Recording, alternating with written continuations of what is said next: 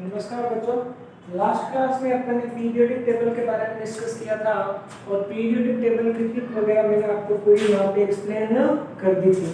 उसके बाद मैंने आपको बोला था कि नेक्स्ट क्लास में अपन स्टार्ट करेंगे आधुनिक आवर्त सारणी की कमियां।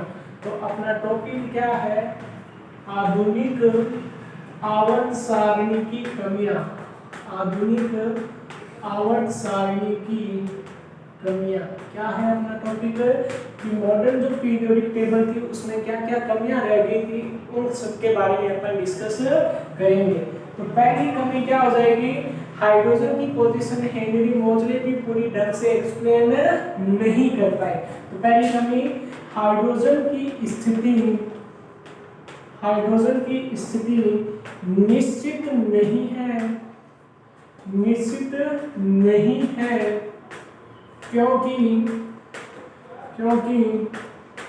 इसके गुणधर्म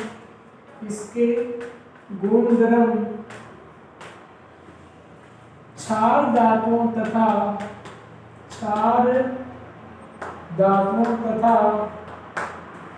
हेलोजन दोनों के साथ मिलते हैं। क्षार धातुओं तथा हेलोजन दोनों के साथ मिलते हैं,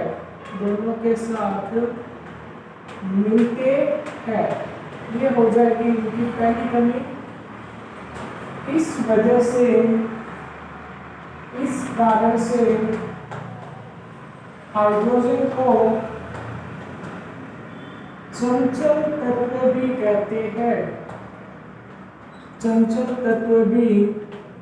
कहते हैं, तो ये होगी इनकी पहली कमी। क्या?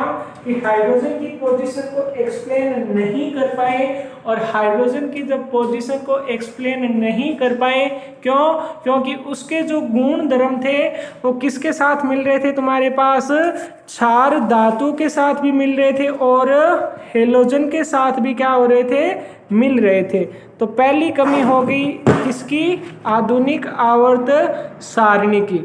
उसके बाद जब इसके गुण धर्म दोनों के साथ मिलते हैं तो इस वजह से आप इसको क्या बोलते हो? चंचल तत्व कहते हो। उसके बाद दूसरी कमी, इन्होंने लेंथेनॉइड और एक्टिनॉइड सीरीज पूरा बताया, पर ये नहीं बताया कि उनको सारणी के अलग क्यों रखा। तो दूसरी कमी क्या हो जाएगी? लेंथेनॉइड व एक्टिनॉइड श्रेणी को बीच में स्थान नहीं दिया।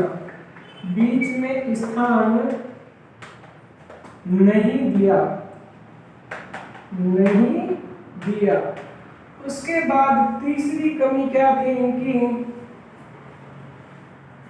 तीसरी कमी कि जो समान गुण धर्म वाले तत्व थे जैसे कॉपर और मर्क्यूरी, उनको भी क्या कर दिया?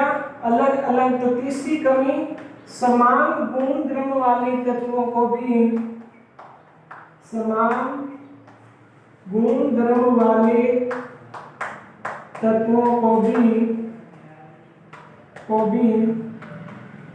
अलग अलग रख दिया। तीसरी कमी क्या हो गई?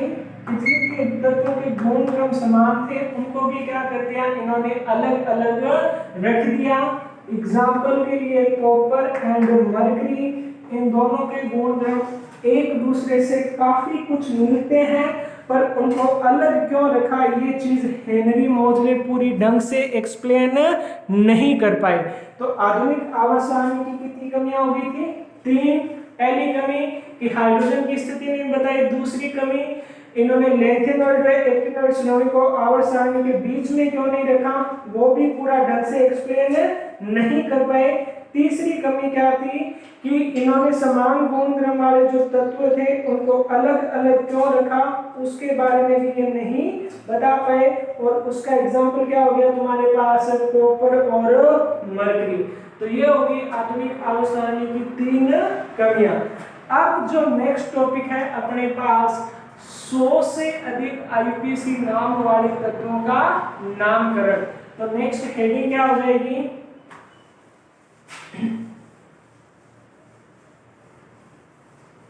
100 से अधिक परमाणु क्रमांक वाले तत्वों का नामकरण। क्या है हेडिंग? 100 से अधिक परमाणु क्रमांक वाले तत्वों का परमाणु क्रमांक वाले तत्वों का नामकरण। पहली क्लास में मैंने आपको बताया था कि 90-95 तक के तत्व प्राकृतिक होते हैं, बाकी के तत्वों को अकॉर्डिंग टू अपनी रिक्वायरमेंट लेबोरेटरी में या इंडस्ट्री में क्या किया जाता है, सिंथेसाइज किया जाता है। तो उन तत्वों को सिंथेसाइज किया जा रहा है तो उनका कुछ ना कुछ नाम लिखना पड़ेगा, और नाम लिखना पड़ेगा मतलब ऐसा नाम लिखना पड़ेगा जो क्या होना चाहिए, अपने पास पूरा वैलिड होना चाहिए। तो एक IUPAC नाम की होती है आपके पास क्या कमेटी, क्या होती है, international union of pure and applied chemistry थी। इन्होंने इसने क्या किया, इस प्रकार के तत्वों का जिनका परमाणु क्रमांक क्या था, 100 से ज्यादा था, तो IUPAC ने क्या किया, एक नई कमेटी गठित की। क्या नाम था उसका, CNIC। इसने CNIC कमेटी का गठन 1994 में किया। कब किया था CNIC कमेटी का गठन, 1994 में। अब देखो क्या हुआ, इस कमेटी को मान्यता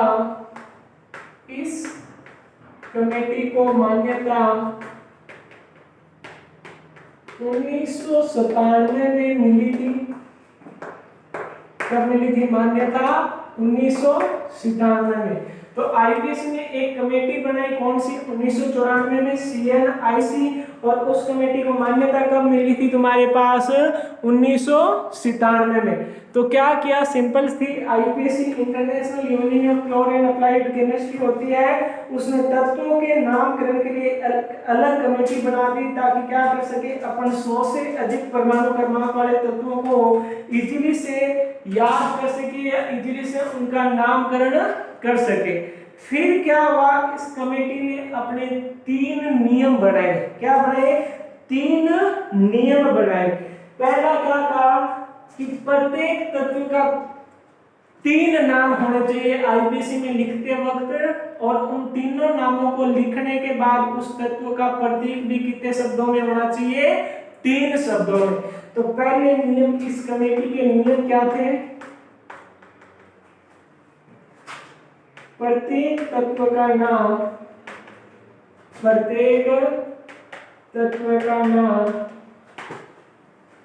3 शब्दों में होना चाहिए, 3 शब्दों में होना चाहिए, एवं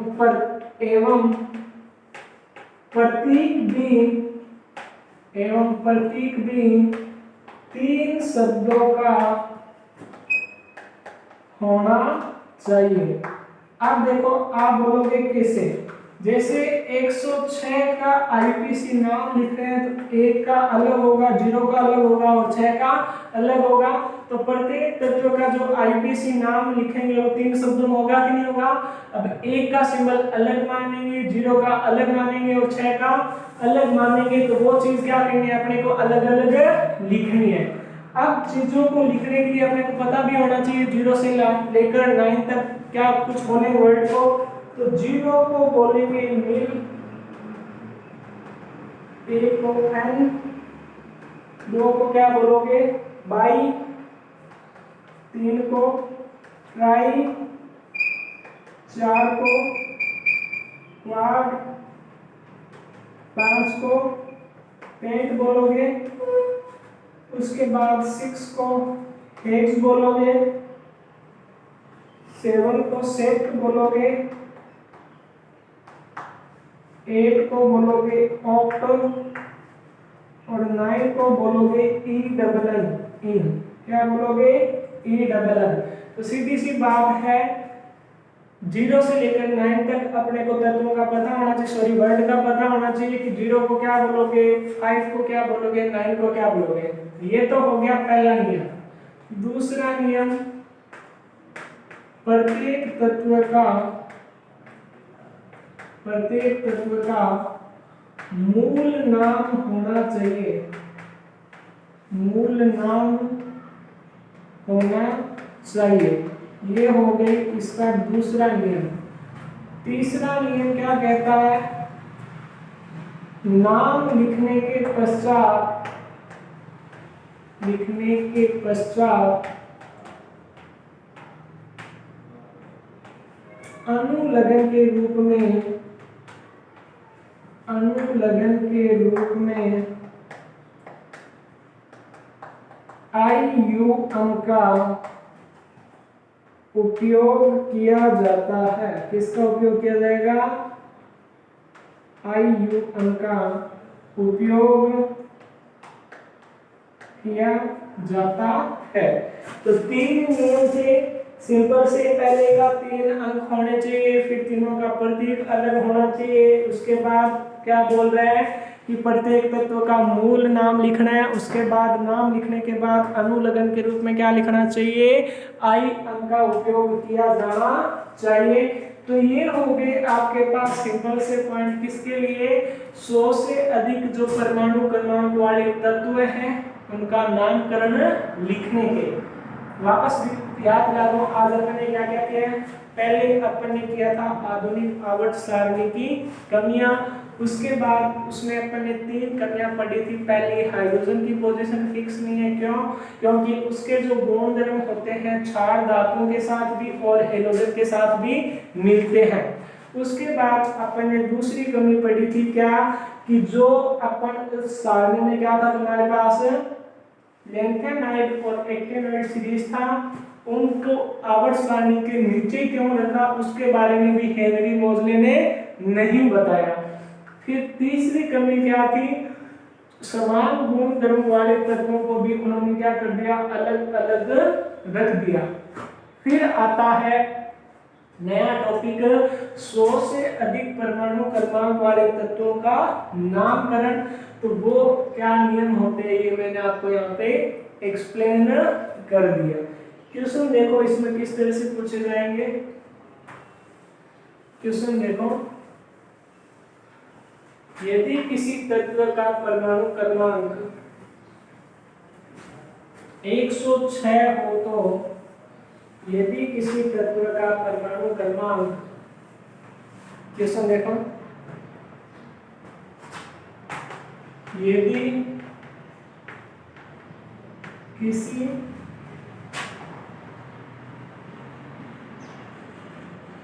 तत्व का परमाणु क्रमांक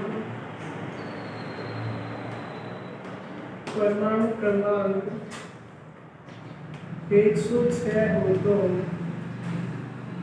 IUPAC नाम तथा प्रतीक चिन्ह बताओ, तथा प्रतीक चिन्ह बताओ। तो सिंपल सी बात है, 106 एक को क्या बोलते हो? N, 0 को क्या बोलते हो? नील। 0 को क्या बोलोगे? नील। तो एक को मैंने आपको पहले लिखा है, क्या बोलते हैं? N। 0 को क्या बोलोगे? नील। 6 को क्या बोलोगे? हेक्स। और लास्ट में अनुलग्न क्या लगा दोगे? IUM। तो नाम हो जाएगा N नील हेक्सियम। उसके बाद प्रतीक चिन्ह, कभी भी लास्ट वाला जो अनुलग्न लिखा है उसका वर्ड नहीं लिखेंगे। इन तीनों का जो नाम है उसका पहला, तो एक का पहला नाम क्या है? U, 0 का क्या है? N और 6 का क्या है? H। तो इसका प्रतीक चिन्ह क्या हो जाएगा? UNH। दूसरा क्वेश्चन 112 परमाणु क्रमांक वाले तत्व का, क्वेश्चन देखो, 112 परमाणु क्रमांक वाले तत्व का IUPAC देखो, 112 परमाणु क्रमांक वाले तत्व का IUPAC नाम लिखो, IUPAC नाम लिखो। सिंपल सी बात है, 1 1 2 N 2 को Y U I U N by U1 और U B ये हो जाएगा इसका सिंबल। तो ये हो गए। इसमें क्वेश्चन किस तरह से पूछेंगे आपको पता होना चाहिए, 1 से लेकर 9 तक या 0 से लेकर 9 तक क्या बोलते हैं, तो आप आसानी से उनका IUPAC नामकरण लिख सकते हो। ये हो गया आपके 100 से अधिक परमाणु वाले तत्वों का नामकरण। अब इसमें दूसरा क्वेश्चन क्या आएगा, आपको कोई बात सिंबल दे देगा और पूछ लेगा कि उसका आप परमाणु क्रमांक और पूरा नाम बताओ। तो क्वेश्चन थर्ड देखो किस तरह से आएगा, यदि किसी तत्व का प्रतीक चिन्ह, यदि किसी तत्व का प्रतीक चिन्ह, यदि किसी तत्व का प्रतीक चिन्ह US है तो परमाणु क्रमांक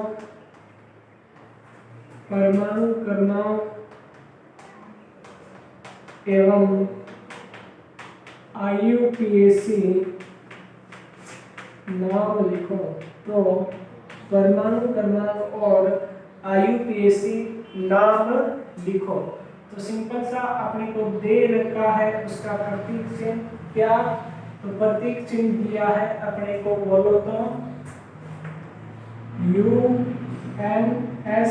तो U का मतलब होता है N का मतलब होता है नील, S का मतलब होता है सेट और लास्ट में क्या लगा दोगे, ये हो गया इसका IUPAC नाम। अब U किसके लिए यूज होता है, 1 के लिए, N 0 के लिए, S सेट मतलब 7। तो इसका परमाणु क्रमांक कितना हो जाएगा आपके पास 107। तो ये हो गए 100 से अधिक जो परमाणु क्रमांक वाले तत्व हैं, तो उसका IUPAC नाम किस तरह से आप लिखोगे।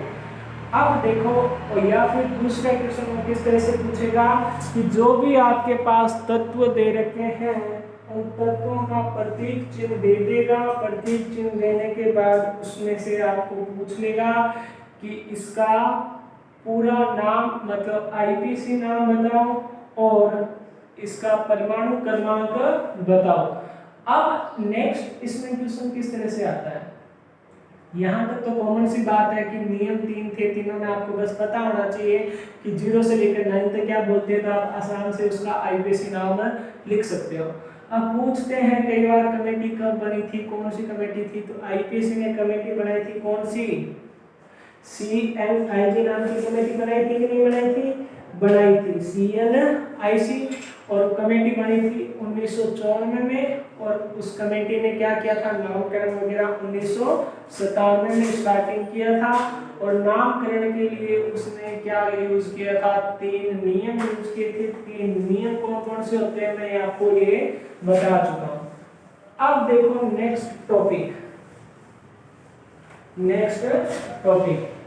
नेक्स्ट है अपने पास तत्वों का वर्गीकरण। क्या है, तत्वों का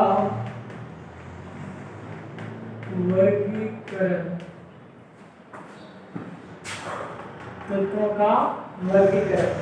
ये मैं आपको समझाऊंगा, बाकी का आगे की क्लास में एक्सप्लेन करूंगा।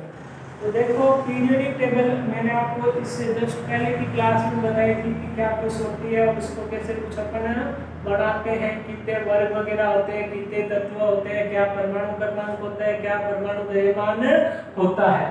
तो तत्वों का जो वर्गीकरण होता है 4 ब्लॉक के रूप में मैंने आपको बताया था कि नहीं बताया था, बताया था। कौन कौन से ब्लॉक बताए थे, 4। पहला S ब्लॉक, दूसरा P ब्लॉक, तीसरा D ब्लॉक, चौथा था F ब्लॉक। तो 4 ब्लॉक कौन कौन से थे अपने पास, S, P, D और F ब्लॉक। ये मैंने आपको यहाँ तक कुछ बताया था कि नहीं बताया था? बताया था। अब एस ब्लॉक के दो वर्ग थे या नहीं थे? थे। पी ब्लॉक एस के बाद डी था, यहाँ एस और यहाँ पी, और नीचे क्या था? एफ। तो इस तरह से मैंने आपको ये सारा कुछ बताया था। पी ब्लॉक बोरॉन से स्टार्ट हो रहा था और उत्कृष्ट गैसों पे खत्म हो रहा था कि नहीं हो रहा था? हो रहा था। उसके बाद डी ब्लॉक था वो जो संक्रमण धातुएं थी, मतलब एस और पी के बीच में, और एफ क्या था? आवर्त के नीचे लैंथेनॉइड और एक्टिनॉइड, तो उन्हें बोलते हैं अपने अंतः संक्रमण तत्व। क्या बोलोगे उनको? अंतः संक्रमण तत्व। अब एस ब्लॉक में क्या होता है आपके पास? जो भी आपके पास टेबल वगैरह होती है एस ब्लॉक में, उनमें जो इलेक्ट्रॉन होगा अंतिम सिर्फ और सिर्फ एस कक्षक में प्रवेश करेगा। पी ब्लॉक वाले में अंतिम इलेक्ट्रॉन पी कक्षक में, डी वाले डी कक्षक में, और एफ वाले में एफ कक्षक में। अब एस ब्लॉक में अगर एक तत्व के गुण एक समान है तो सारों के वो होंगे। एस ब्लॉक के अंदर फिर से दो होते हैं, एक क्षार धातु और दूसरा होता है क्षार मृदा धातु। एक होता है क्षार धातु और एक दूसरा होता है क्षार मृदा धातु, जो मैं आपको करूंगा आगे की क्लास में एक्सप्लेन।